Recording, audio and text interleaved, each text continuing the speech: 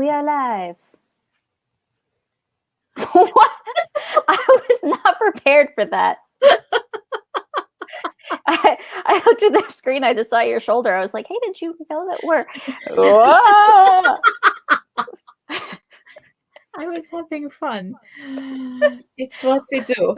Oh my, I didn't tell you or show you this while we were having private chat, but I did a complete reorg of the art cave, and Oh, I yeah. can show you that. All right, so this corner that used to be for cosplay is now my sewing corner. Mm-hmm. This corner that used to be for sewing is now for shipping. Cool. And my costumes are just going to have to live in Sebastian's closet or something because they took up a lot of room, and because that corner has got a lot more space behind the desk, the sewing table, I'm going to have a lot more comfort in sewing there. I learned through trial and error that I can't sew in this room without facing the door. I have to be facing the door. If it's off to one side, I'm doing this all the time because the sewing machine is loud, and I'm worried about someone sneaking up on me because of white noise deafness. And there's two places in the room where I can sew facing the door, and one of them has this much clearance behind the sewing table, which is where I've been, and the other one has like this much, which is much more, it makes more sense.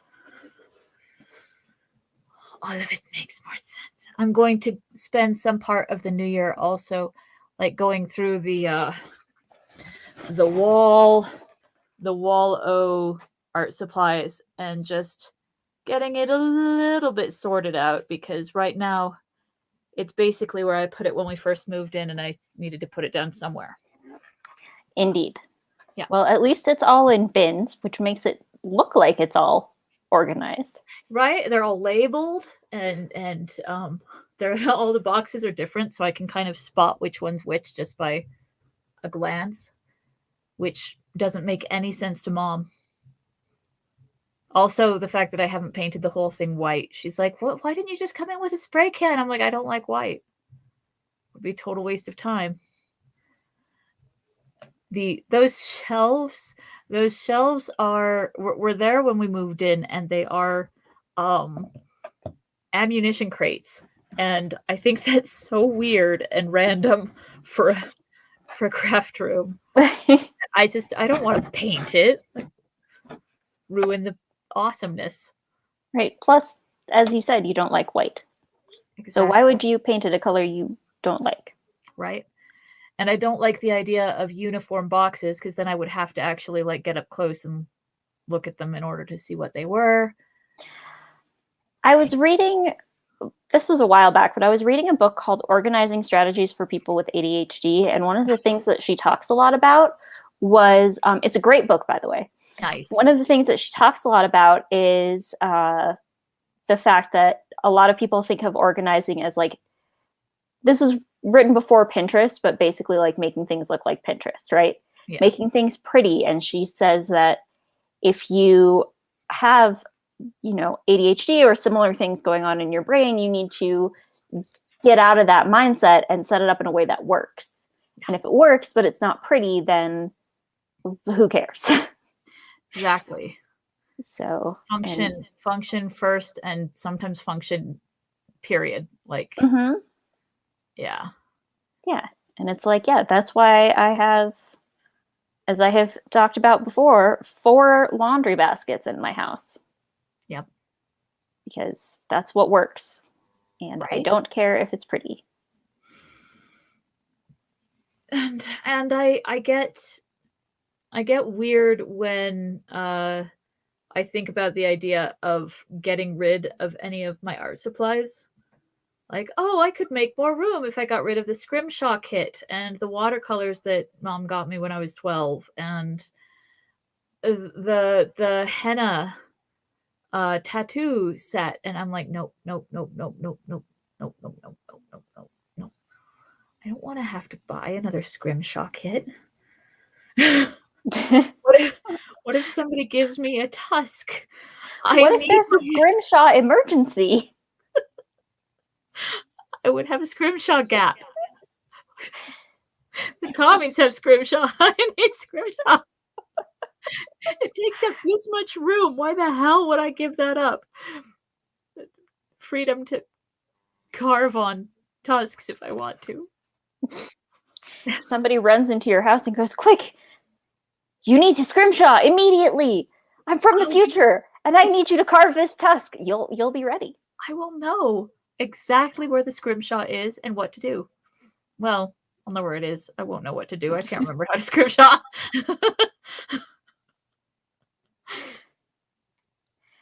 I mean, look, the other day I got a bee in my bonnet to do some beading. Yeah. And it turns out I still have all of the beading things that I bought when I was like 12. White Rabbit bead shop still exists in Old Colorado City. It's exactly the same place. I went in there when we were doing the farmers market, and it was like, I'm home. Oh my god! And yeah, I've still got probably a quarter of the beads I bought back in the day, which is still a lot. I mean, the bead stuff that I bought when I was like 12 is like probably 5 tubes of seed beads and some thread and some needles. It's not a lot. But the point is, I was able to start beading when I had a wild hair at 10 p.m. because I had not gotten rid of them. Exactly. And Avi had been wanting to know how to work with seed beads, and so I could whip them all out, and he could pick out his favorites and could teach him, and then he got bored and wandered off, I'm afraid. I still have our old beading loom. I was going to teach him the loom, but he didn't want to. And then for days, he was acting like he felt guilty about it. Like, Mom, are you upset that I want to learn to knit but not bead? And I'm like, no, dear God, no, go knit. He's like, I feel like you're judging me. Like, well, that's on you, kiddo, because I'm not.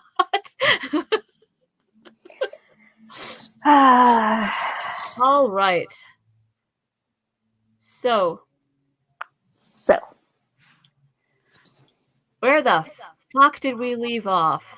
Not a clue. Somewhere right after the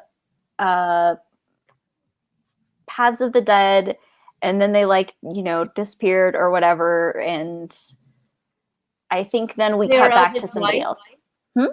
They are elvish whites. Let them go where they belong, into the dark places, and never return. That sounds relatively similar. Yes. But the problem is, this is where my bookmark was, which means this was where I last read, which means you probably read a little further. Did we go in yet? Into the Paths of the Dead? Oh, yeah, no, we came out the other side of the Paths of the Dead. Good. Never mind then. Sorry, I was thinking of what the people said after, like, the Paths of the Dead. Like, oh, Oathbreakers, why have we come? The dead followed them? I think so, because that's right. That's the end, right? And chapter.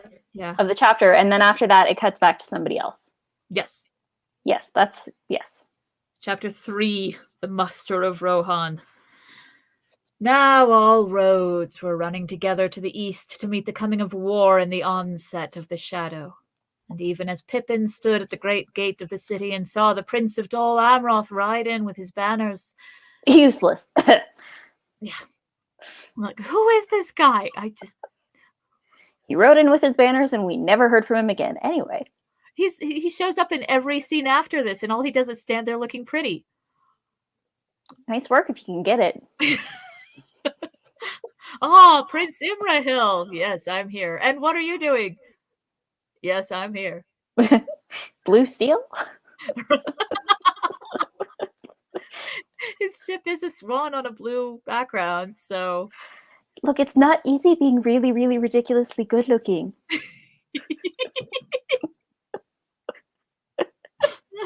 I didn't know my Zoolander impression was that good. I'm very pleased with myself. Beautiful. And I will forever picture Imrahil as Zoolander. Yep.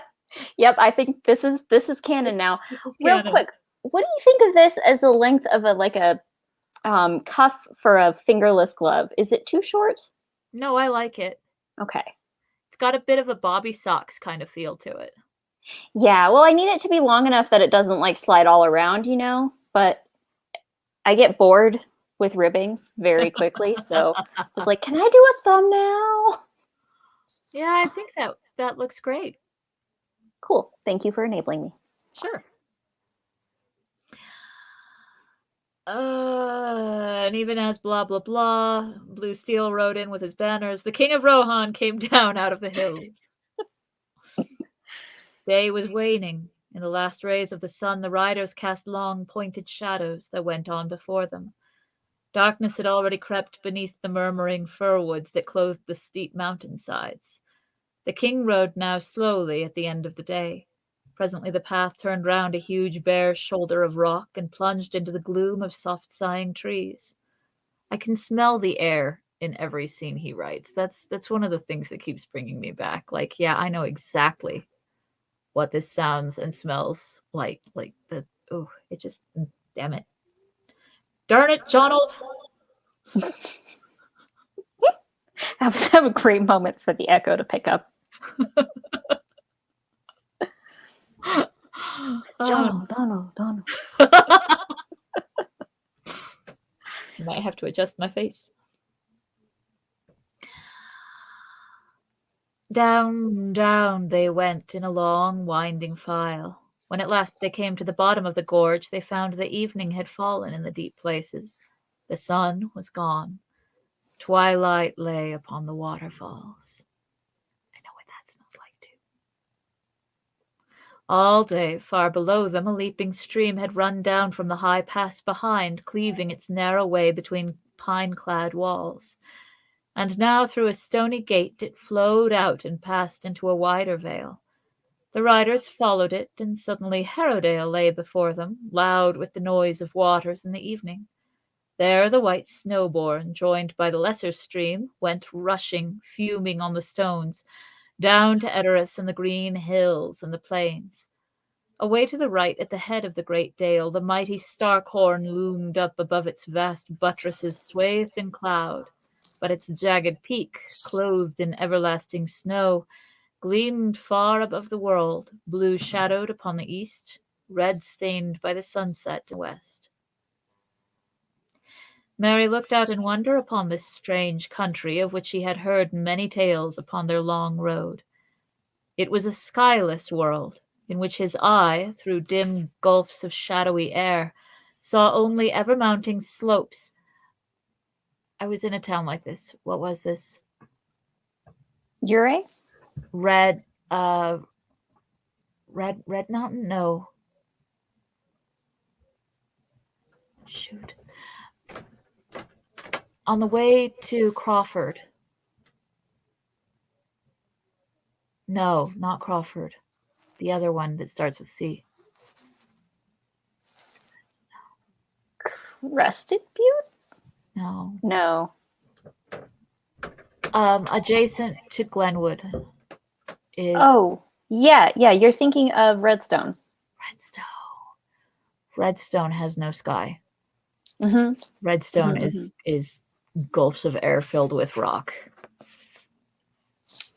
Indeed. Yeah. Only ever-mounting slopes, great walls of stone behind great walls, and frowning precipices wreathed with mist. He sat for a moment, half dreaming, listening to the noise of water, the whisper of dark trees, the crack of stone, and the vast, waiting silence that brooded behind all sound. He loved mountains, or he had loved the thought of them marching on the edge of stories brought from far away. But now he was borne down by the insupportable weight of Middle-earth. He longed to shut out the immensity in a quiet room by a fire. He wouldn't do well in Colorado. He wouldn't. He's definitely a flatlander. But then again, I am frequently borne down by the insupportable weight of whenever I'm on the plains, good Lord. So. Yeah. Yeah, too much sky. Too much sky. It's weird. I don't like it. The horizon is flat and it's horrifying. Just it's empty. It's empty. I don't like it. Yeah. I need me the cradle of the mountains. He was very tired, for though they had ridden slowly, they had ridden with very little rest. Hour after hour for nearly 3 weary days he had jogged up and down, over passes and through long dales and across many streams, which makes me think of the traveling montage in Willow. Like, that's the music that my brain brings to that picture. Mm-hmm. Well, we're paused. Yes. Quick question. Okay, so you have a glove. Yes. Imagine a glove. So you have ribbing. You have one rib that travels up each side of the thumb right here. Yeah. Is there another rib on the other side of the hand, or is it plain on this side?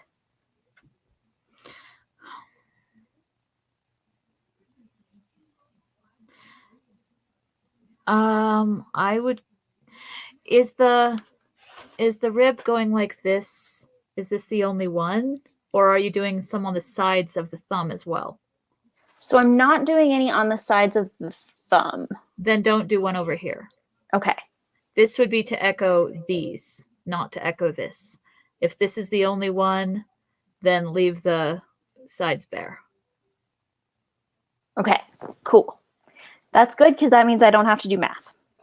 Okay. You're welcome. Thank you. I will enable your mathlessness. It would actually just be counting, but that's, that's a lot. It is. Oh. Over passes and through long dales and across many streams.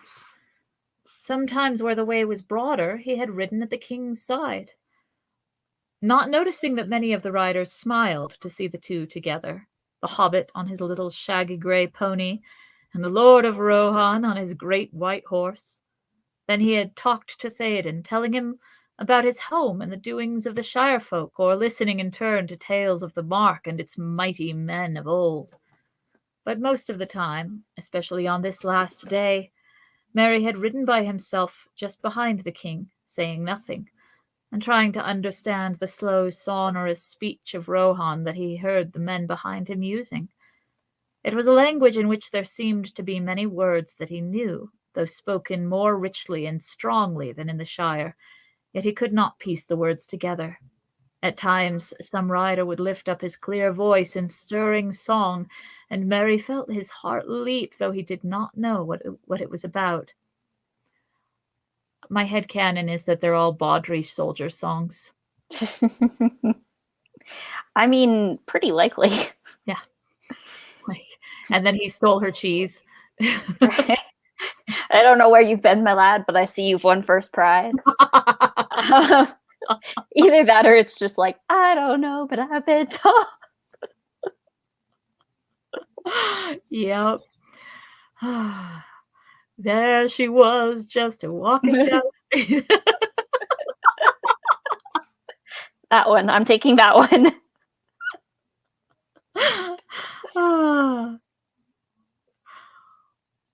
All the same, he had been lonely, and never more so than now at the day's end. He wondered where in all this strange world Pippin had got to, and what would become of Aragorn and Legolas and Gimli. Then suddenly, like a cold touch on his heart, he thought of Frodo and Sam. I am forgetting them, he said to himself reproachfully. And yet they are more important than all the rest of us. And I came to help them, but now they must be hundreds of miles away if they are still alive. He shivered. Harrowdale at last, said Eomer. Our journey is almost at an end. They halted. The paths out of the narrow gorge fell steeply. Only a glimpse, as through a tall window, could be seen of the great valley and the gloaming below. A single small light could be seen twinkling by the river. This journey is over, maybe, said Theoden, but I have far yet to go. Last night the moon was full, and in the morning I shall ride to Edoras to the gathering of the Mark. But if you would take my counsel, said Eomer in a low voice, you would then return hither until the war is over, lost or won. Theoden smiled. Nay, my son, for so I will call you. Speak not the soft words of Wormtongue in my old ears. He drew himself up and looked Burn. right, but also like Hugburn, like I'm not calling you nephew anymore. You're officially my son, and fuck off with that nonsense. Indeed. He drew himself up and looked back at the long line of his men fading into the dusk behind. Long years in the space of days, it seems, since I rode west, but never will I lean on a staff again. If the war is lost, what good will be me hiding in the hills? And if it is won, what grief will it be, even if I fall spending my last strength? But we will leave this now. Tonight I will lie in the hold of Dunharrow. One evening of peace, at least, is left us. Let us ride on. In the deepening dusk, they came... What? I didn't say anything. No, must have been the echo. In the deepening dusk, they came down into the valley. Here the Snowborn flowed near to the western walls of the dale, and soon the path led them to a ford, where the shallow waters murmured loudly on the stones. The ford was guarded. As the king approached, many men sprang up out of the shadow of the rocks, and when they saw the king, they cried with glad voices, Theoden King! Theoden King! Randolph Scott! I was also thinking, like, okay, how do they know what he looks like, though? Right? Like, it's a big country. It's medieval. Yeah. Couldn't it be anybody just wearing his shirt? It could indeed. Maybe his the horse has got royal insignia on its trappings. Honestly, if anything, I feel like the Rohirrim would recognize his horse over him. Yeah. They'd be like, I don't know who that guy is, but that's the king's horse. That's the king's horse. If that's the king's horse, Theoden Because the alternative is that somebody draws portraits of him and like distributes them about the land. I don't see that being a thing. No, and like they don't have coins with his face on them or anything. Nope. So it's entirely possible though that like when he was younger, he rode about the countryside and everybody got to know him by like what he looks like. Right, but that would have been like 20 years ago. Sure, but most of the warriors are too old. Yeah, okay, that's true. Right. And if one person in a whole crowd recognizes him and goes, Theoden King, then the rest are gonna argue with him, really. Social sure? sciences suggest. He's so old. Well, I didn't vote for him. Come and see the violence inherent in the system. Oh, it is too. Hello, Dennis. The King of the Mark returns. Then one blew a long call on a horn. It echoed in the valley. Other horns answered it, and lights shone out across the river. And suddenly there rose a great chorus of trumpets from high above, sounding from some hollow place, as it seemed. Sorry. Da da da da da da da da da da da da da.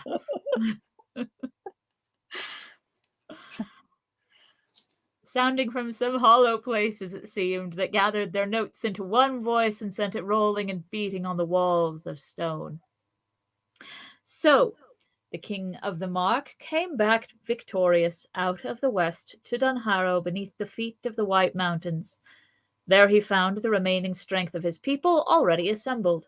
For as soon as his coming was known, captains rode to meet him at the ford. Yo, could you let him like sit down before you're like, hey, so status report? So, yeah, and stuff. Can we touch your clothes?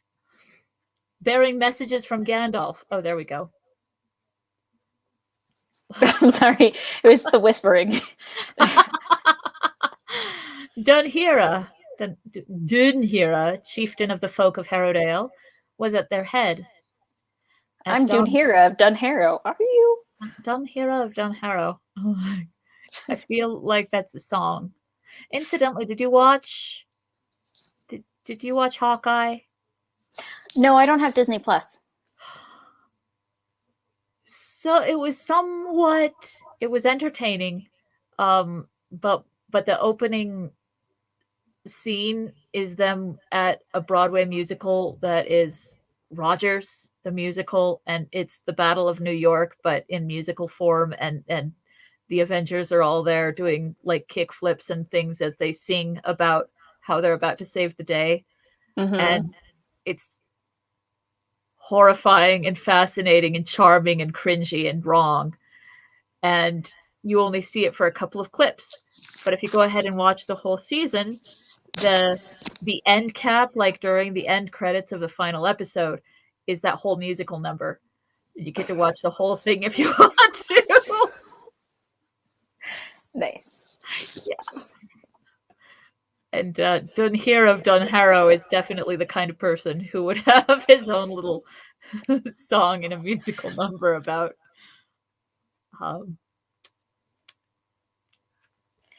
yes. See, I was just thinking his mom didn't like him very much. What? Dunharwin?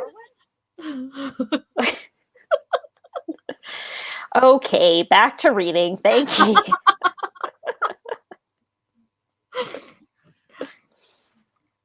At dawn 3 days ago, Lord, he said, Shadowfax came like a wind out of the west to Edoras. Gandalf was with him. Gotta love the Rohirrim. Totally recognized the horse, not the man. Shadowfax came to visit. Also, that one guy was with him. Guy. You know, Yeah, that guy.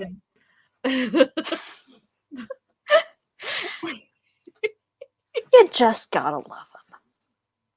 And Gandalf brought tidings of your victory to gladden our hearts, but he brought also word from you to hasten the gathering of the riders.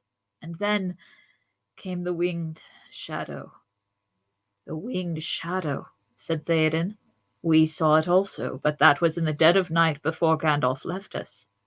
Maybe, Lord, said Dunhira. Okay. They're winged. They tend to get around, Lord. Yet the same, or another like it, a flying darkness in the shape of a monstrous bird, passed over Edoras that morning, and all men were shaken with fear.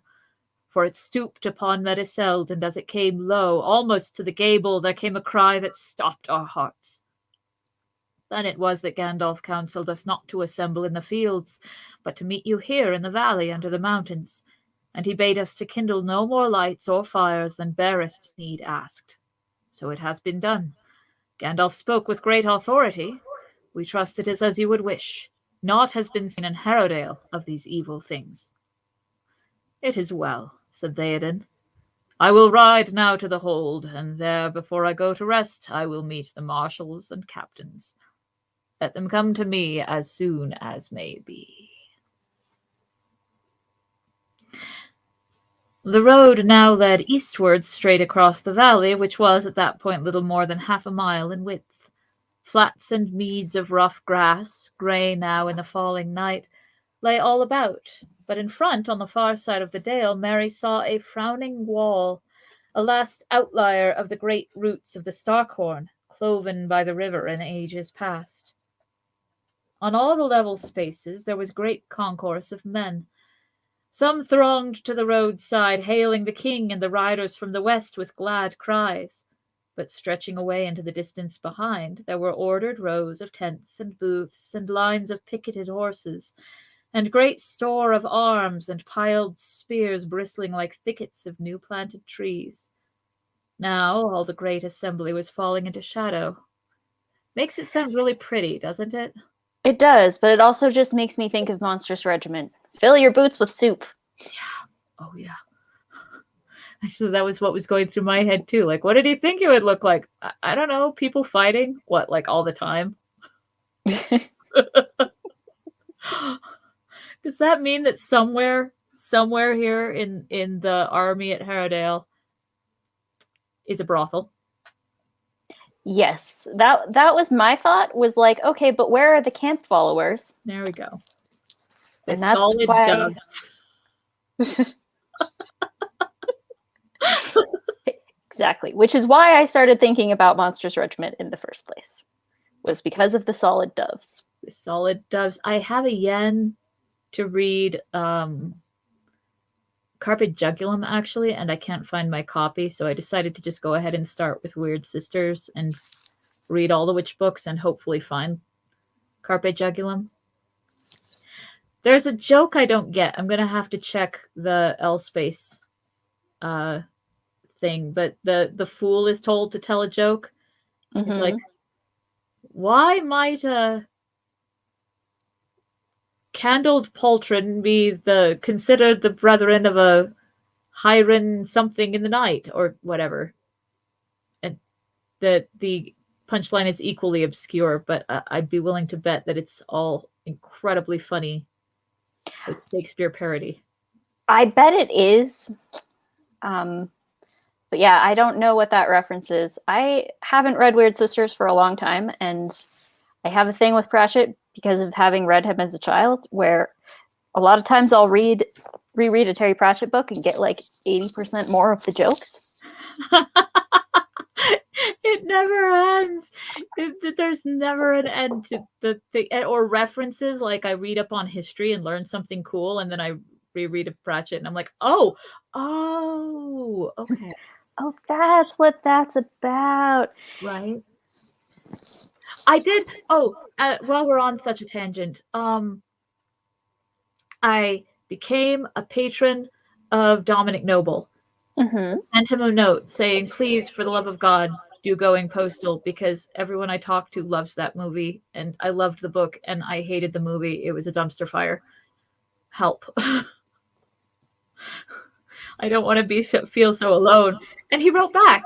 Oh, really? I agree with you on all points, but not enough people know about this for it to make a successful YouTube video, so it's probably never going to happen. And I was like, that's fair enough, but thank you for writing back, and I'm glad you feel the same way, because I fell into another conversation like yesterday with some Pratchett fan who was like, oh, I didn't like Hogfather much, but I loved Going Postal. And I'm like, you're fucking insane. It was a bad movie. Bad. Objectively bad. Yeah, also, Eva Green is a doorbell, dear heart, and I will not deviate from that opinion. You know, I love Eva Green. It's who I picture. Although lately, because Eva's growing out of it, I've been picturing Zendaya, and she could totally do it. Yes. And Jack Quaid this decade is my Moist Von Litvik. He has the face that could be like, you would trust me with a newborn baby, but also if I smile in a certain way, it's fucking creepy, kind of like con artist. He could do this. And a lot of his performance has to be on the outside. And I need Edgar Wright directing. I don't even care who they cast. I need Edgar Wright doing that thing where Moist is like, ooh, if I put on this mustache and run to this place and become this person for 2 days and then buy this horse and then do this, and have that be the quick cuts, the Shaun of the Dead quick cut storytelling. Like, it's written like a film thing. Montage.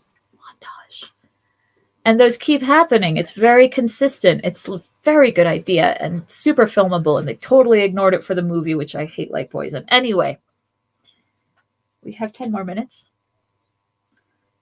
in the gathering gloom.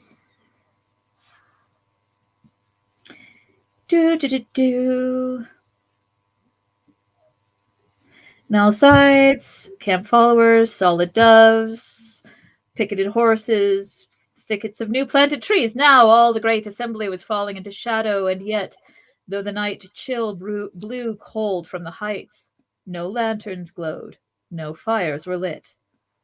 That's how you can tell they're British. They're really good at a blackout.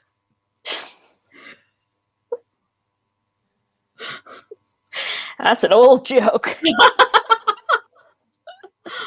Never gonna stop admiring them. The watchman, heavily cloaked, paced to and fro. Merry wondered how many riders there were. He could not guess their number in the gathering gloom, but it looked to him like a great army, many thousands strong. While he was peering from side to side, the king's party came up under the looming cliff on the eastern side of the valley, and there suddenly the path began to climb, and Merry looked up in amazement. He was on a road the like of which he had never seen before, having never been to Switzerland. A great work of men's hands and years beyond the reach of song. Malix was stapled to the side of a mountain. All the roads were like this. Yes, but Switzerland wasn't going to exist for another few thousand years. So. Switzerland got the idea from Dunharrow.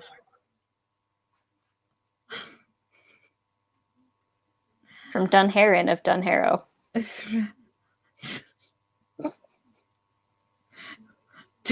How many Dunhair names can we come up with?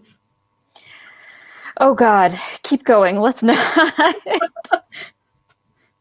Founded by the great man Dunhardy. Dunhallix. Dunhedwin. Dunhedwig. Dunhedwig. Except when with the little accent, doesn't have to be like din. You have to pronounce it I. Din. I hear Din is a good movie. This beast must blue. And the spice is flapping in your face, and it's 3D. Muppet Dune.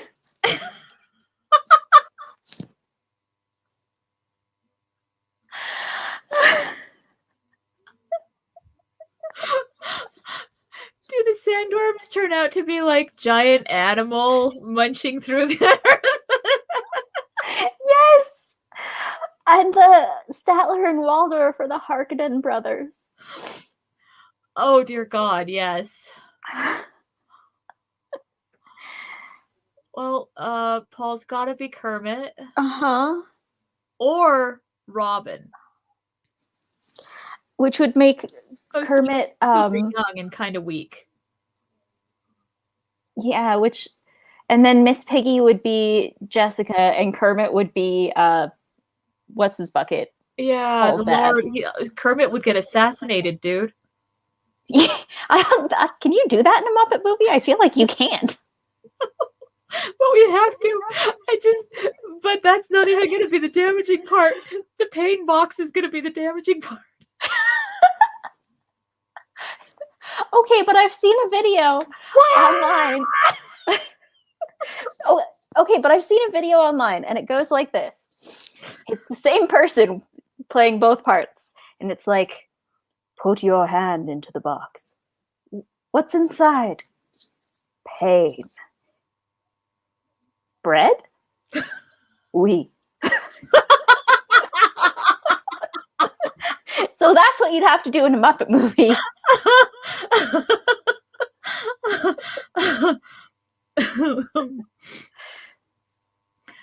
Oh, goodness. Oh, God. I see Janice delivering that entire speech. Mm-hmm. Janice would be a Benny Gesserit. Who's Edgar Kizzy? Probably a bot. Vartek? Unless you know what Vartek is. Var. Yeah. Yeah, we don't actually have any viewers, so I'm going to say bot. Yeah. Which is a shame because they're really missing out on some great ideas here. I feel like Dr. Teeth should be leading the they're not called the Sand People, but I forget what the actual name of the group is. I do too. It starts with an F. I haven't read Dune in like 15 years. I don't think I ever read it. I saw the movies that existed, but I was high at the time. That's probably the only way to experience them. So is everybody making them, let's be fair. Yeah, let's do. Oh, goodness. Yeah. Yeah. Okay, so wait. That means that the Sand People, whatever they're called, would be the Electric Mayhem. So Janice like, can't yes. be one of the weird priestess ladies. She would have to be. Oh, that's true. But I just feel like if you're in a Muppet movie and you're going out into the sands and whatever, it's the Electric Mayhem. It's got to be, and then Animal is the sandworms. Oh yeah. Oh yeah. But also, where would you put hold Bunsen on here? Beaker? I don't know because I don't remember enough characters outside of the main ones. But here's the other thing: Muppet movies, always a few token humans. Yes. What if Paul is human? And he's the only one. And he's the only one. Or like Paul and Baron Harkonnen could be the only two humans. So the hero and the villain. But Statler and Waldorf as the Barons Harkonnen would be so good. It would be pretty good. Yeah. But yeah, I feel like that would be pretty great. I feel like Beaker should be what's her butt with the box. Like, me. What's in it? Me.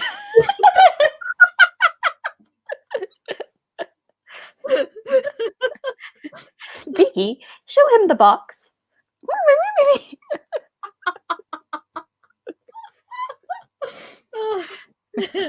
And then a human actor just like chews scenery pretending to be in pain. Oh yeah. And at the end Bunsen's like, fear is the mind killer. Well said, Beaker. This is the thing. Oh. I feel like we lost our thread, but we did not stop at a place that was okay to stop.